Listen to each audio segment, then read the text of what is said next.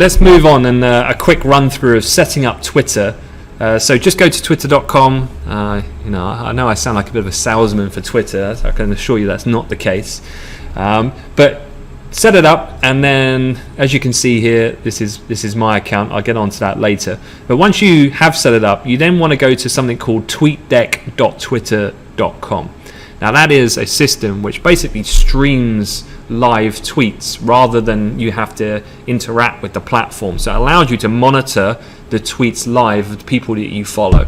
An easy way of doing this to get your Twitter account up and running, if you're interested in a macro overview, just go on my Twitter account and follow the people that I follow. That generally will give you a nice flavor, although, rest assured this is not my definitive full list, but it's enough to get you going.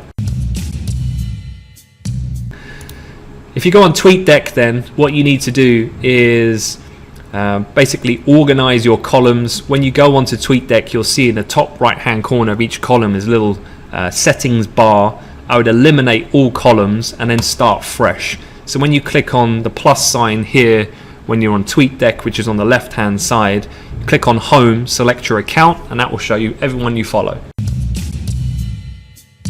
Then if you have any organized lists, you can then select that list, and as I said, depending on what you trade and what you're interested in, you can have different lists showcasing different information, and you can build it out from there. Here are a couple of other things to be aware of. Here at the bottom, Delta 1 at 4x Insight at C_Barud and at Noor Homori.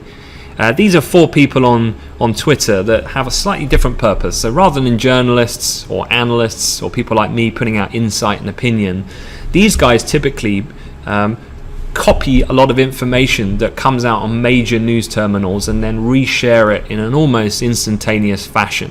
So if you were interested in getting news quickly in terms of headline news, and you didn't have, let's say, things like a Squawk service with the audio coming out, then this can be quite a good option, and a good way of organizing this would be to bolt them into their own separate category to be able to monitor them.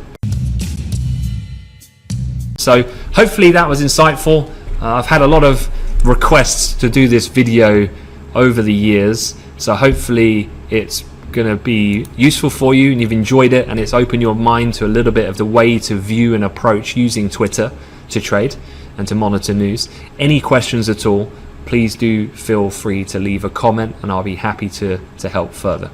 Alright, I'll see you next time. Thanks very much, guys.